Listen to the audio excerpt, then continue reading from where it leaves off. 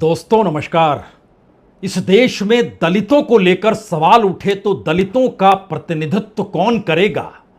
वह किसी दूसरे समाज का होगा तो उनकी बात वो कैसे समझ पाएगा? ये सवाल कोई आज का नहीं है। आजादी के बाद भारत में चुनावी राजनीति शुरू होती है, तभी से यह सवाल बड़ा रहा। दलितों का प्रतिनिधित्व दलितों में से ही निकलने वाला कोई शख्स कर सकता है, क्योंकि वही उनके दर्द को जानता है। यही सवाल आदिवासियों को लेकर भी रहा। आदिवासियों के पक्ष में, हिमायत में कितने भी कानून आप बनाते चले गए, लेकिन जल जंगल जमीन को लेकर आदिवासियों का जो जुड़ाव था, उसको लेकर कभी कोई सवाल इसलिए किसी दूसरे समाज के भीतर से उठकर आए और आदिवासियों के हित साध दे, यह असंभव सा लगा। इसीलिए आदिवासियों की नुमाइंदगी भी खोजी गई। कौन करेगा? वो आदिवासी ही होगा। यह स्थिति इस देश में माइनॉरिटीज के साथ भी रही। और माइनॉरिटीज का जिक्र होगा तो याद कीजिए, पहला चुनाव रामपुर से लड़े थे मौलाना आजाद। 1957 में जब उन्हें दोबारा वहीं से टिकट दिया गया तो उन्होंने विरोध किया। उन्होंने कहा, नेहरू को पत्र लिखा और यह कहा कि दरअसल मैं इसलिए नहीं लौटा या इसलिए मैं पाकिस्तान नहीं गया कि मैं भारत के मुसलमानों का प्रतिनिधित्व कर सकूं। मैं तो यहां के लोगों के बीच अपनी प्रतिनिधित्व को दिखलाना, बतलाना चाहता हूं। लेकिन नेहरू नहीं माने और दोबारा भी उन्होंने टिकट रामपुर से ही दिया, जहां पर 80-90% मुसलमान थे, यानी वहां पर वह बहुसंख्य थे। कमोवेश यह स्थिति ओबीसी को लेकर भी इस दौर में उठी है। प्रधानमंत्री मोदी को खुद को बतलाना पड़ गया वह ओबीसी हैं, और पार्टी अध्यक्ष जब अमित शाह थे, उन्होंने खुले तौर पर बतलाया कि इस देश के पहले प्रधानमंत्री हैं जो ओबीसी हैं। यानी इस देश के भीतर हर जाति या हर धर्म को लेकर जब सवाल उठे तो उसको वोट बैंक के नजरिए से देखा गया, और वोट बैंक के नजरिए के साथ उसके प्रतिनिधित्व को उस जाति विशेष या धर्म विशेष के साथ जोड़ा भी गया। वो चाहे ब्राह्मणों का मसला हो, चाहे ऊंची जाति का मसला हो, ओबीसी का मसला हो, उसमें भी इकोनॉमिक बैकवर्ड क्लास का भी जिक्र हो। टटोला परखा गया उसी समाज से निकले हुए व्यक्ति को लेकर। इस दौर में ऐसा कुछ भी नहीं है। इस दौर का मुद्दा युवाओं से जुड़ा है, जेनजी से जुड़ा है, जेन अल्फा से जुड़ा है। लेकिन क्या यह संभव है कि इस देश में मौजूदा वक्त के प्रधानमंत्रियों या फिर विपक्ष के नेताओं की कतार हो, दोनों ये कहने लग जाएं कि हम जेनजी को ज्यादा समझते हैं, हम उनके मुद्दों को तरजीह देते हैं और हम उसी हिसाब से काम करेंगे, या फिर सरकार लाल किले के प्राचीर से खड़ी होकर कहने लग जाए, युवाओं के आश्रय ही तो विकसित होगा भारत, अन्यथा कहां होगा। यह बात हजम होती नहीं है। इसलिए नहीं हजम होती है क्योंकि बीते एक महीने के भीतर इस देश में क्या हो गया, एक क्षण के लिए जरा अपने पन्नों को पलटिए और समझने की कोशिश कीजिए। जो 12 साल से नहीं हुआ था, शिक्षा मंत्री हट गए, 12 दिनों के भीतर हट गए आंदोलन के साथ ही। आंदोलन कौन कर रहे थे? छात्र कर रहे थे, जेनजी कर रहा था। उसके बाद ध्यान दीजिए, इस देश के चीफ जस्टिस यानी चीफ जस्टिस ऑफ इंडिया, उनको झुकना पड़ा। क्यों झुकना पड़ा? वह भी बार काउंसिल ऑफ इंडिया के मातहत उन्होंने उनको सीधे तौर पर डांट डपट कर दी, आप हमारे बीच में मत आइए, ये छात्रों का मसला है। और हैदराबाद की लॉ यूनिवर्सिटी हो या फिर कोई दूसरी यूनिवर्सिटी इस दौर में जब खड़ी हो गई और उसने खुले तौर पर कहा कि हम सीजीआई के हाथों अपनी मानद उपाधि नहीं लेंगे, तो फिर बार काउंसिल ऑफ इंडिया खड़ा हो गया सीजीपी के पक्ष में। जी नहीं, सीजीआई के पक्ष में। और सीजीपी के पक्ष में वो तब खड़ा हुआ जब इस देश के भीतर एक झटके में सोशल मीडिया और तमाम जगहों से जो प्रतिक्रिया आई, उसने चेताना शुरू कर दिया कि देखिए, आप डेमोक्रेटिक कंट्री में डिक्टेटर की तरह नहीं काम कर सकते हैं। छात्रों को अपनी अभिव्यक्ति, अपनी राय रखने का हक है, और आप उस पर रोक इसलिए नहीं लगा सकते हैं क्योंकि आप एक संस्थान विशेष के चेयरमैन हैं। झुक गया बार काउंसिल ऑफ इंडिया और उसके चेयरमैन झुक गए इस देश के चीफ जस्टिस ऑफ इंडिया। यानी इसमें कोई पॉलिटिकल सिचुएशन तो नहीं थी, राजनीतिक तौर पर कोई शोर भी नहीं था।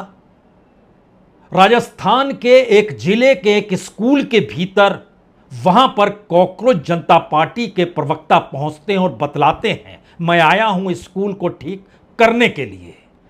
सिर्फ 48 घंटे का वक्त लगता है। जो बच्चे वहां पर जेन अल्फा जो मौजूद थे और कह रहे थे कि दरअसल हमारा स्कूल बदतर हो चला है, यहां पर न्यूनतम जरूरतें भी नहीं हैं, दीवार गिरी थी, छत गिरी थी, अच्छा था कोई छात्र घायल नहीं हुआ, लेकिन बच्चों के भीतर का आक्रोश निकलकर आ गया। वहां पर कॉकरोच जनता पार्टी के नुमाइंदे जब पहुंचते हैं तो 48 घंटे का वक्त लगता है और उसके बाद बकायदा लिखित तौर पर कहा जाता है हम ये कर देंगे। और ये का मतलब ये है पानी भी साफ मिलेगा, नदी से आते हैं वहां पुल भी बनवाएंगे, स्कूल भी ठीक करेंगे, प्लेग्राउंड भी ठीक होगा, शिक्षकों की बहाली भी होगी, सब कुछ हो जाएगा सिर्फ 48 घंटे के भीतर। इसमें कोई पॉलिटिकल तौर पर इस देश की राजनीतिक परिस्थितियों में बीते 12 वर्षों में वो संसद के भीतर क्या हो रहा था, इस देश की न्यायपालिका क्या कर रही थी, इस देश के भीतर 12 वर्षों में 12 बार प्रधानमंत्री तो गए लाल किले के प्राचीर पर तिरंगा फहराने के लिए। इन 12 वर्षों में उन्होंने कितने वादे और कितने सपने दिखाए, कुछ भी पूरा हुआ क्या? हम उसका कच्चा चिट्ठा बतलाएंगे आपको। कुछ भी पूरा नहीं हुआ। तो फिर अचानक एक झटके में सरकार को यह महसूस हुआ ये छात्र अगर एकजुट हो जाएं तो क्या होगा। यह सवाल तो है। यानी ये छात्र, अभी छात्रों ने अपने आप को पॉलिटिकल पार्टी या वोट बैंक के तौर पर नहीं देखा है, लेकिन पॉलिटिकल पार्टीज के भीतर यह एनालिसिस शुरू हो गया। यूपी का इलेक्शन है, 3 करोड़ जेनजी वोटर हैं, ये 3 करोड़ जेनजी वोटर जिधर गए और अगर एकमुश्त चले गए तो फिर खेल हो गया। यानी पूरी राजनीति पलट जाएगी उत्तर प्रदेश के भीतर में। और जरा कल्पना कीजिए अगर वह योगी आदित्यनाथ के साथ भी नहीं गए और अखिलेश यादव के साथ भी नहीं गए और कांग्रेस के साथ भी नहीं गए, तब क्या होगा। 3 करोड़ एक मुश्त वोट, और ये तो सक्रिय हैं, एसआईआर में 3 करोड़ वोटर के तौर पर वह घोषित भी हो चुके हैं। तादाद ज्यादा होगी लेकिन फिर भी 3 करोड़ वोटर यानी हर पॉलिटिकल पार्टी से ज्यादा वोट। इस स्थिति के भीतर अगर राजनीति अपने गुणा भाग को कर रही है तो समाज के भीतर यह गुणा भाग नहीं है, समाज के भीतर यह चर्निंग है, एक बदलाव है, एक पॉलिटिकल ट्रांसफॉर्मेशन है, एक ऐसा पॉलिटिकल ट्रांसफॉर्मेशन जो इन छात्र, युवा, जनजी, जेन अल्फा के भीतर समा चुका है। और वहां तक पहुंचने की ताकत मौजूदा वक्त की पार्लियामेंट्री पॉलिटिकल सिस्टम के पास बिल्कुल नहीं है। वो अभी तक स्कूलों को प्रभावित नहीं कर पाए। एक झटके में इस देश के तमाम स्कूलों के बच्चे अपना दर्द बताते हुए सामने आ गए। अब आप क्या करेंगे? अब कैसे रोकेंगे उन्हें? और ये पॉलिटिकल सिचुएशन क्या आने वाले वक्त में हमारे उस पार्लियामेंट्री पॉलिटिकल सिचुएशन से टकराने वाली है या टकराएगी ही? ये बात तो है। और जब पॉलिटिकल सिस्टम जो चला आ रहा है बीते 70-80 वर्षों से, और उसी को मान्यता देकर हर पॉलिटिशियन इस दौर में मानकर चलता था, वही प्रतिनिधित्व कर रहा है, वो संसद में बैठा है, उसको एक विशेषाधिकार मिलना चाहिए, उसका जुड़ाव जनता से होगा नहीं। बाहर नौकरियां जा रही हैं लेकिन संसद के भीतर बैठकर आप अपने वेतन को बढ़ाएंगे, अपनी सुविधाओं में इजाफा करेंगे, क्या क्या गाड़ी से लेकर क्या कुछ जोड़ते चले जाएंगे, लेकिन आपको जनता की फिक्र नहीं, उसके साथ कोई सरोकार नहीं। तब क्या होगा? यह सवाल अगर छोटे छोटे बच्चों के जहन में उतर गया तो आप रोकेंगे कैसे? और अगर रोक नहीं पाएंगे तो क्या आप अपने एक छत टटोलने के लिए, सुरक्षा खोजने के लिए निकल पड़ेंगे और एक सहमति धीरे धीरे पार्लियामेंट्रीज के बीच में और पार्लियामेंट्री पॉलिटिक्स के बीच में जाकर बन जाएगी?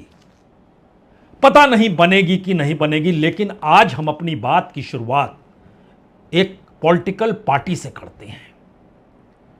जिस दिन झारखंड के छात्रों पर डंडे बरसाए जा रहे थे, जिस शाम को, उसी शाम को दिल्ली के पॉलिटिशियन, ताकतवर लोग, सत्ता और विपक्ष के एक पॉलिटिकल पार्टी के फंक्शन में और उस परिवार की नेता की बेटी के फंक्शन में गुलाब जामुन खा रहे थे।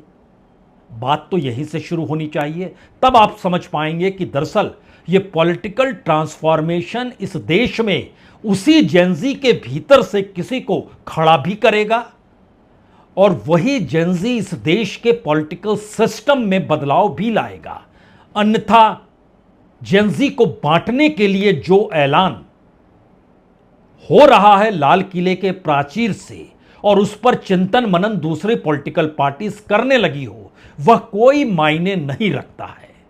यह दिमागी नक्सली शब्द जो आया, वह क्यों आया, अर्बन नक्सल क्यों आया, इस देश के जंगलों के भीतर कॉरपोरेट को जंगल सौंप दिए जाएं और वहां पर जो विरोध करे उसको नक्सल करार देकर आप खारिज करते चले जाएं, इस परिस्थिति को लेकर सत्ता विपक्ष के भीतर, पार्लियामेंट तक के भीतर भी टकराव हुआ, इससे कोई इनकार नहीं करेगा।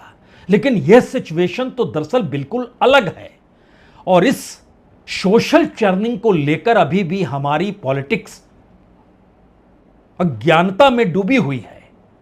हमें लगता है इसीलिए आज बात उस फंक्शन से शुरू करनी चाहिए जब छात्रों के ऊपर डंडे बरस रहे थे। उस वक्त दिल्ली के एक फंक्शन में कौन कौन कैसे कैसे मौजूद थे।